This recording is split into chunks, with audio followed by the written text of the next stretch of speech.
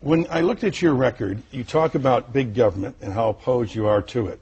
But you seem to have a different attitude about your own congressional district.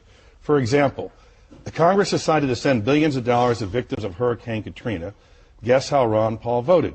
Quote, is bailing out our people that chose to live on the coastline a proper function of the federal government, he asked, and you said no. And yet this, Paul's current district, which includes Galveston and reaches into the Brazoria County, draws a substantial amount of federal flood insurance payments for your own congressional district. This is the Houston Chronicle. Representative Ron Paul has long crusaded against a big central government, but he also represented a congressional district that's consistently among the top in Texas in its reliance on dollars from Washington. In the first 9 months of the federal government's fiscal 2006 fiscal year, it received more than $4 billion.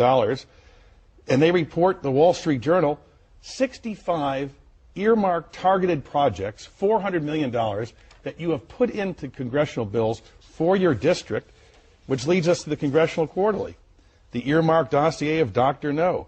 There isn't much that Dr. Ron Paul thinks the federal government should do. Apparently, though, earmarks for his district are okay.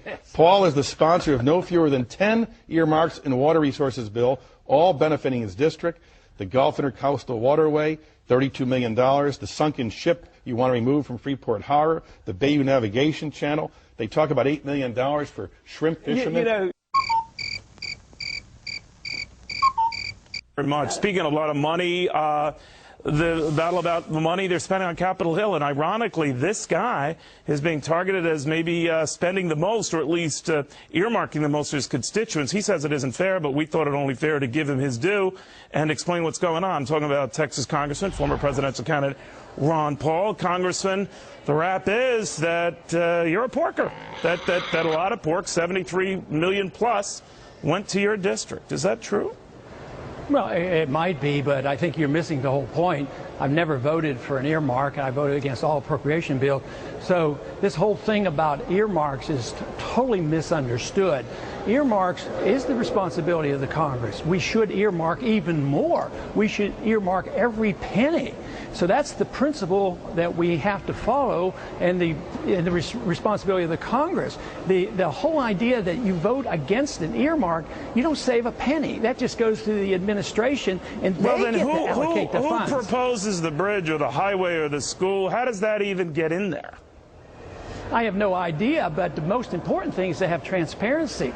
If you don't earmark something, then somebody else spends it, and there's no transparency. So the principle of the earmark is very crucial, but we need more earmarks. The reason that we didn't have earmarks, on that $350 billion on TARP funds, we needed to earmark every single thing. We need to earmark every single thing the Fed does. So this whole thing, No, I understand. Charade, but you know what? It just charade. strikes people as a little weird, Congressman, because you champion and rail against government waste, and I know you rejected and voted against this package, but yet your constituents are going to benefit to the tune of more than $73 million in various projects from this package.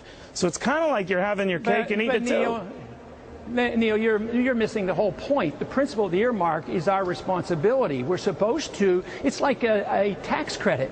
And I vote for all tax credits, no matter how silly they might seem. If I can give you any of your money back, I vote for it. So if I can give my district any money back, I encourage that. But because the budget is out of control, I haven't voted for an appropriation in years. But would you argue then, sir, that when John McCain was here saying the whole earmark thing itself is what's out of control?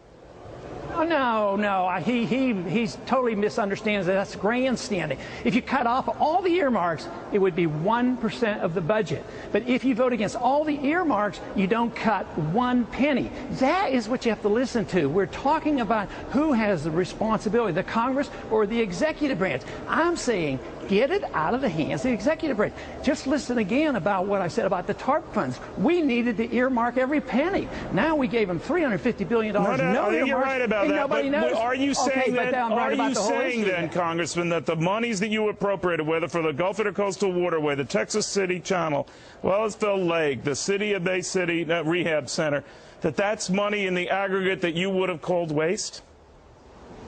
It's the kind I don't vote for because I don't think the federal government should be doing it. But if they're going to allot the money, I have a responsibility to represent my people. If they say, hey, look, put in a highway for the district, I put it in. I put in all their requests because I'm their representatives.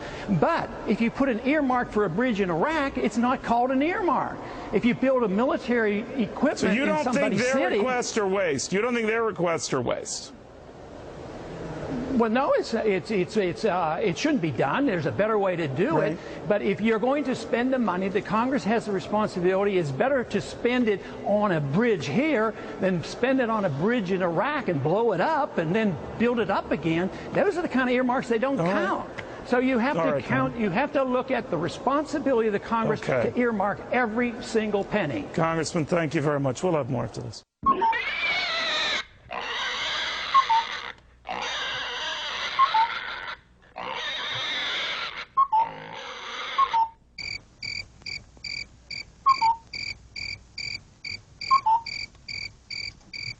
The whole process is corrupt. All right, let me ask you that. I vote against everything. But I vote against it, so I don't endorse the system. But when it passes overwhelmingly, you take the money back home. I don't take it. That's the system. I'm trying to change that system.